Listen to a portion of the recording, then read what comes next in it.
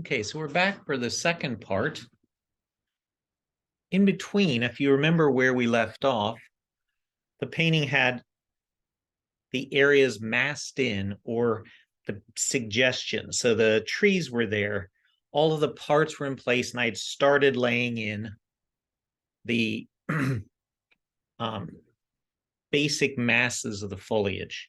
So now that's an additional 60 or 80 minutes worth of work in it. And all I did was continued what I'd started, began to define a little bit more variety within the greens, started to suggest where the planar, the surface of the water, was going to have reflection, and just began a little bit more definition of depth.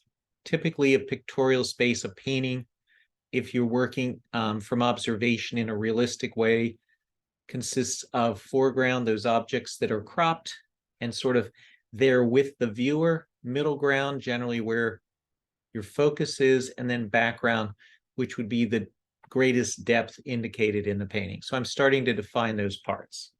Okay, so now I'm going to keep working. Let's see if I can get this a little closer.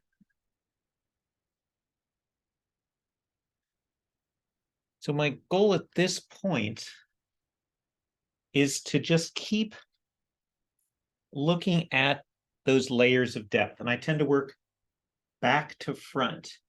So there's a light that is sort of filling that opening, that almost valley, as the stream turns and we're looking back into the woods. So I'm going to just work into that a little bit.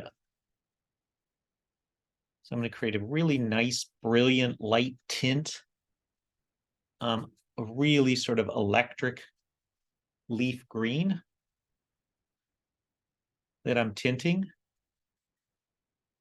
So tinting is when you're using white with paint. Shade is when you're using ink or black with paint. Tone is when you're using both. So I want to go back here and really punch up a sense of that light. So I'm just sort of bouncing my brush a little bit back in the space between those trees, taking what I already started working on, because I had begun in between since we were last looking in that first video. I already went back in there and began to pull out some of those lights. So now I'm just really, and there's some that are, and I'm not going to get all fussy, but some of the light is just because the trees tend to catch light around their edges. So the light is coming from here, it's sort of coming from back here. So a lot of the brilliance that is visible when you're looking into that layer and layer of space is that the brightest contrast, these brilliant lights, tend to sort of be outlining some of those masses of leaves. So I'm going to just bounce some of this really brilliant light back through there.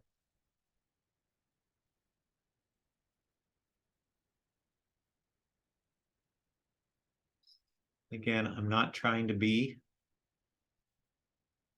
a human camera. I do a lot of, anybody who's worked with digital term rubber stamp, which is a tool that just keeps repeating something that's there. I'm just sort of adding these lights that I see piercing through the layers of this intermediate tree line. And then I tend to just do this with my finger. Sometimes when I teach, I just show students if they don't like the finger thing, they can just take a big unruly brush like a dagger and use a dry brush and just sort of dab in order to create that sense of an irregular repeated pattern. So I just pulled some really strong tints.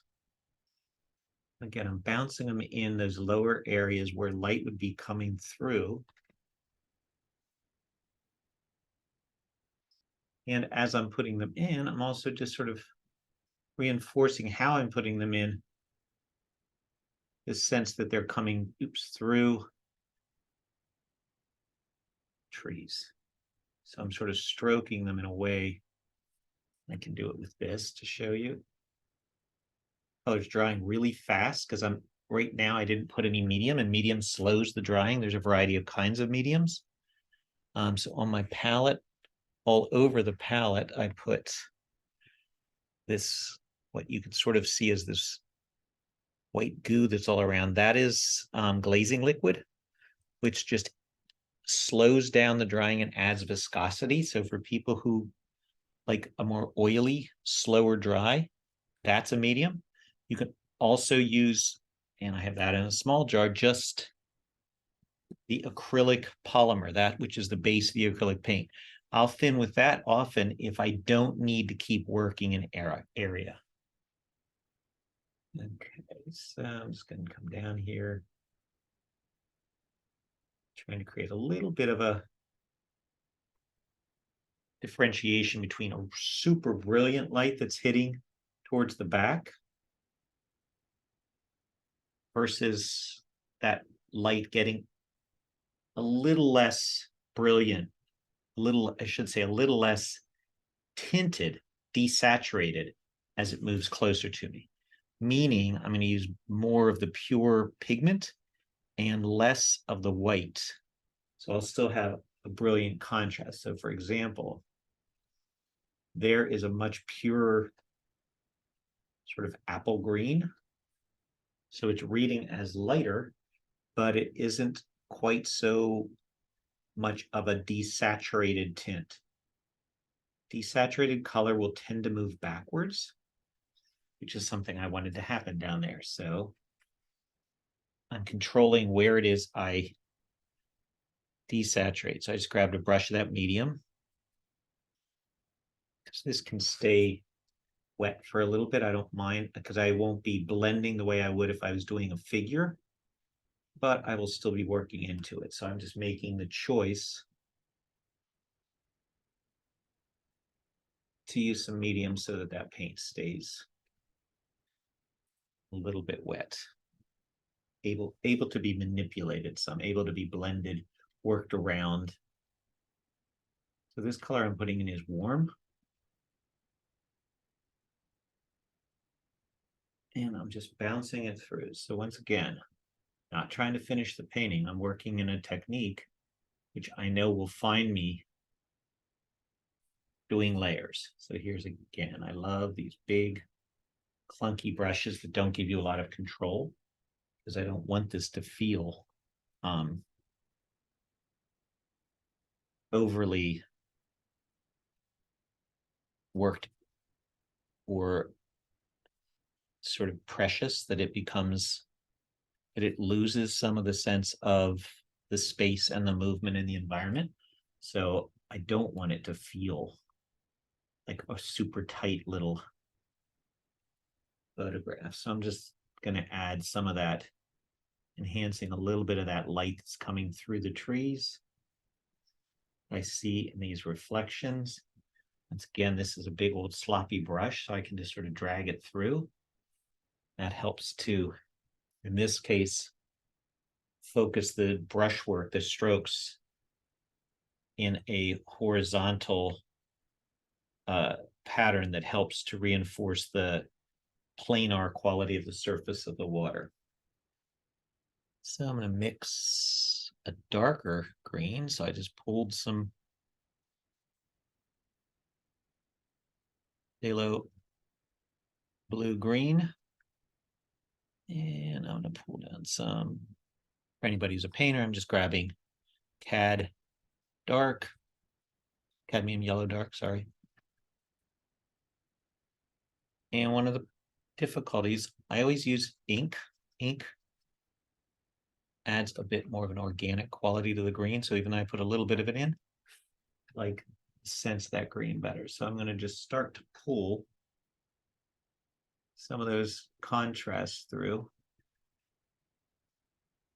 So there's places where the leaf massing is enough that it is blocking some light and has a little bit more sense of a shadow. So again, I can take this cool brush I could use my finger. Like brush through a little bit. And I'm going to do the same thing down. Just looking at where I see some variations.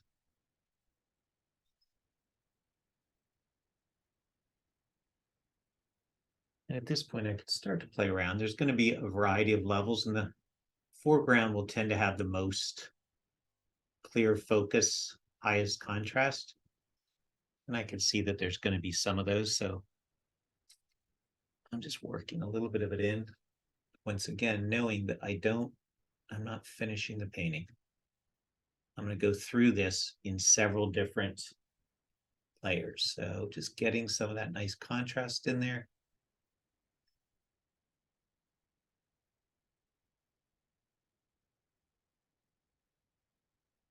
And these are going to be, I can add some more leaves. I can create a gesture with some of the smaller branches that are going to be tumbling through this area. And for now, since I have a color that's working really well mixed, I'm just going to use that a little bit up in here. So I'm just beginning to suggest, in this case, foreground detail, even though I'm not quite at that point where I'm ready to work all the other details in. And as I keep saying, I don't really mind if I have to keep repainting over things. Part of the goal for me in the process is that I want it to have energy. I want my brushwork to have sort of a sense of fluid movement, and I don't want it to become so stiff that you feel like you're losing some of the experience, some of the gesture, the flow of the canopy and the way the leaves fall, because it became just so tight. Okay, so I'm going to dump this because I don't need that brush to harden, and I'm not using it more right now. I'm going to pull some brilliant yellow in and move one of my greens that I have on my palette into a much lighter, still saturated, but more of a yellow green. By the way, normally I'm sitting here to paint. Normally I would be working behind me on an easel. Standing helps. This is a really small painting. Generally, I like to be able to move back and forth. It's also not unheard of, especially if I'm doing something on site, that I'll just hold a painting. So if I'm on site and I'm doing a really small panel just as a study, I'll often just hold it in my hand and do a loose study. But anyway, that idea of painting with your whole body is greatly assisted if you're not sitting. So I'm just going to put some more contrasting. So I got caught up here in this foreground, and generally, most traditional means you work background to foreground. So I sort of shifted that order because all of a sudden I'm doing things that really are later foreground kind of details. But again, as I said, I don't really mind. I rather like getting lost in the process itself. So I just mixed a slightly more intermediate, and I'm adding a little bit more specific. So I'm doing a little bit less of the random smearing and a little bit more strokes that are beginning to describe a kind of flow that I want in the foliage, in the leaves. So the same thing over here. I'm going to suddenly start to just get scale very small because these would be more distant, but I want there to be a little bit of movement. I don't want it to just be a mass of color. I want there to be contrast, both contrast of hue, which is color, and contrast of value, and contrast of gesture and direction and scale. So I'm sort of thinking of all those things as I'm working.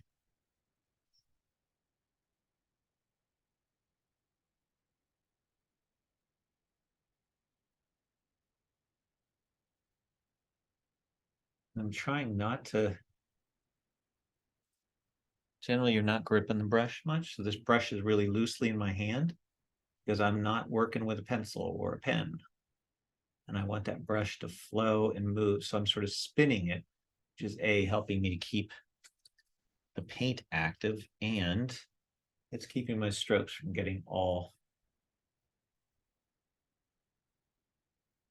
sort of fussy and overworked. So I'm just literally bouncing to get a variety of scale. If you start to read some backgrounds, some that are going to be more foreground.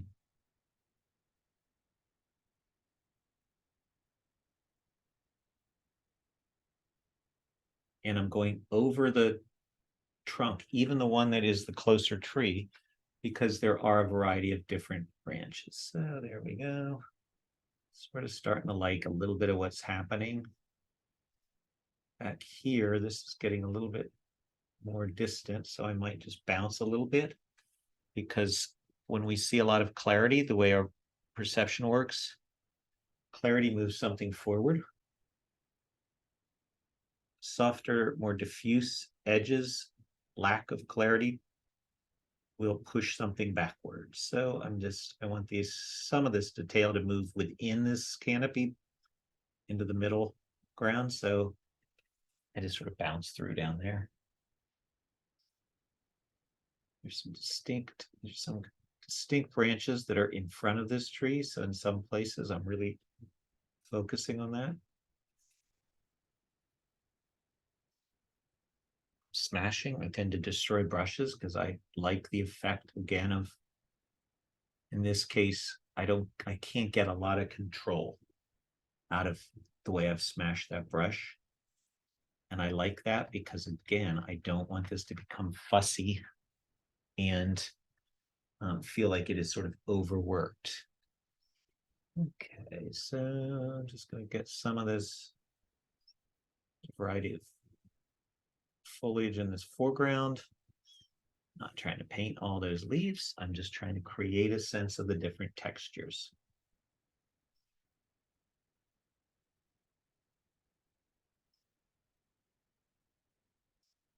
Okay, so before I switch my palette, I'm going to go back and pull a bunch of white in. So I'm making a really pale tint again. This one's going to go cool, meaning the color itself comes out of what I was mixing, which was a little bit more of a blue-green instead of a yellow-green. And that's going to be a value that will move even more to the background. So I'm just pulling a little bit of that through. And I want to create some highlights in those banks as the light's catching, because this is cooler. Cool colors also move backwards. Warm colors move forward.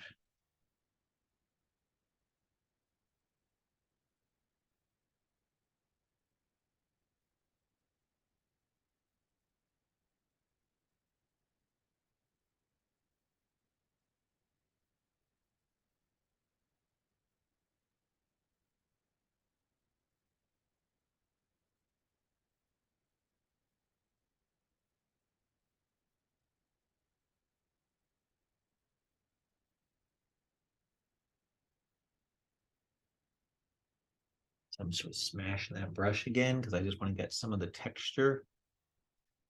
There's a whole variety of under canopy growth. It's catching lights. So I'm just going to bring some of that in. This side I haven't really been doing much, but there's also a wide variety of that under canopy. So I'm just sort of moving that brush around and trying, as I move it, to not only create some of that suggestion of contrast, but also add the gesture or that movement that tends to be going that way as the branches move away from a plant. They get thinner, the foliage is weighted, so they tend to go downward. Okay, so I'm gonna dump that brush, keep picking away a little bit at that backgrounds. I've got a whole lot of brushes, and I've probably got another off camera 1, 2, 3, 4 containers jammed full plus a whole half the table full. So the brushes that are in front of me just happen to be the ones that I've been grabbing as I worked on this and a bigger painting that's on an easel behind me. Okay, so I'm going to now grab, this will be the last part I record, and then I'll just do more work again.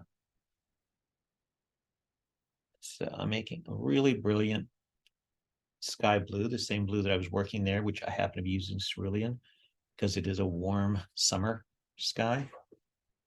And I'm going to reintroduce some of that light that I want back here as it sort of moves down. Because as I'm dabbing other color, I'm also, in some cases, losing some of that value contrast I want. So I'm going to just thin. I've got a pretty small brush, and I'm just going to bounce some of that white back in there, trying not to fill the whole area, just sort of allowing it to feel like the sky that is shining through that variety of canopy.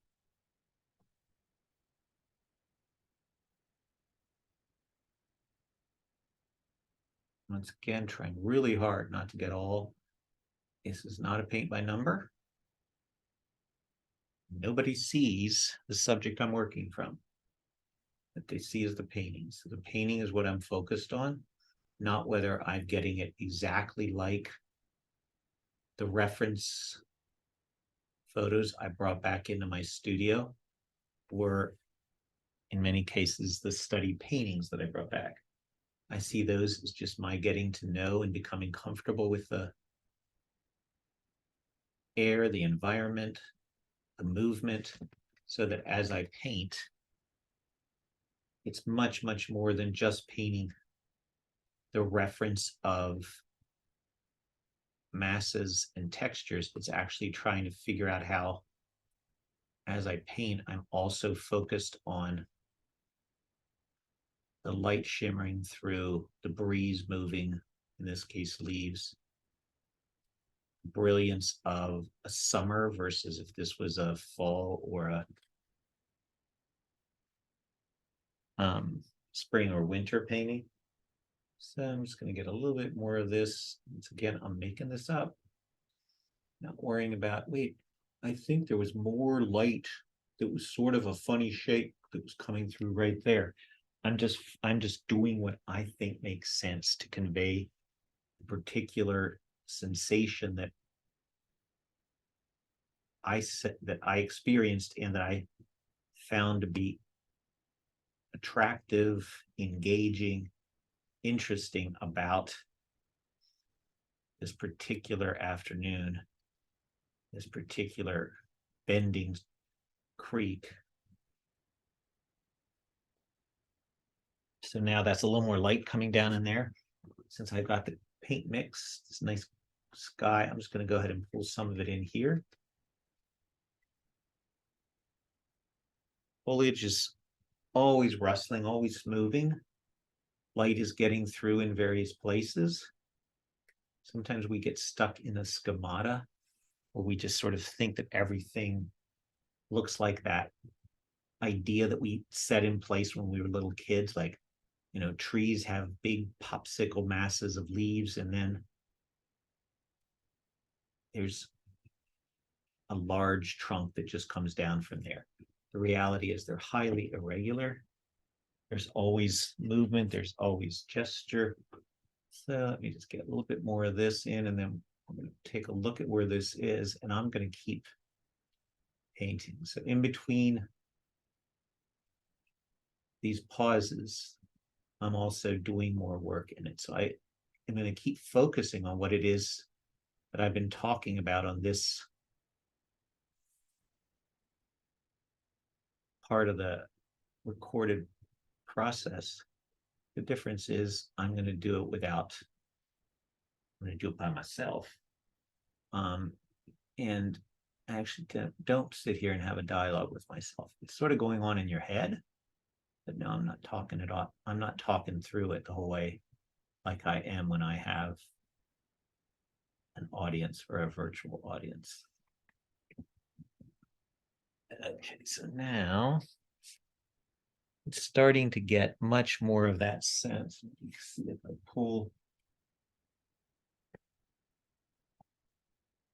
to get a stronger light that maybe you can see it more.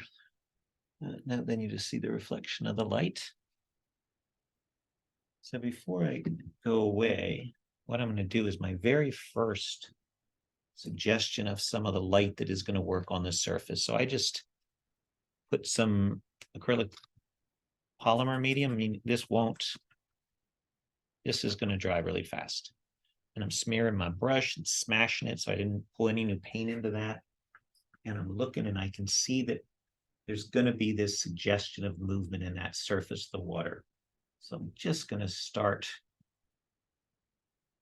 the roughest suggestion of where those are going to be.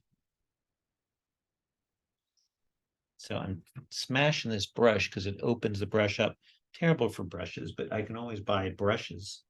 What's much more important to me is getting the effect. So there's like reflection of the water, sky that's getting through, this movement, especially in the foreground as it gets closer to you. And I'm beginning to just suggest that. So up here, that the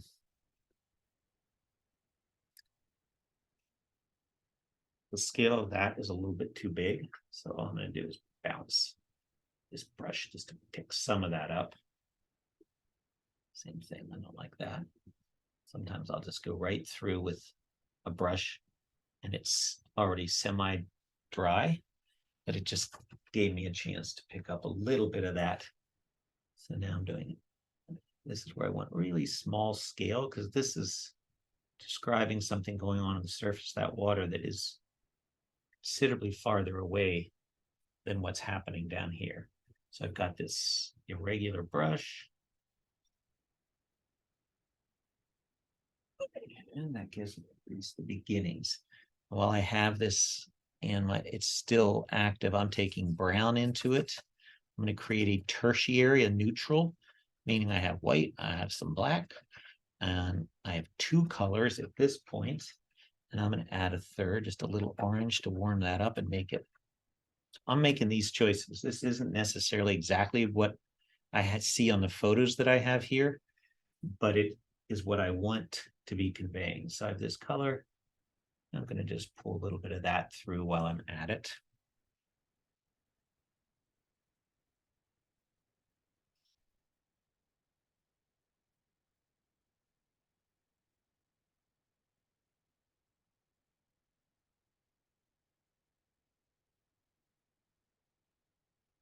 Water has creeks, streams, rivers, larger bodies.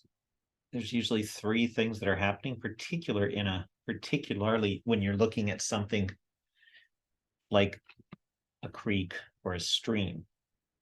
You're going to be able to see something through the shallow water. So you're going to be aware of some texture, the mud, the color.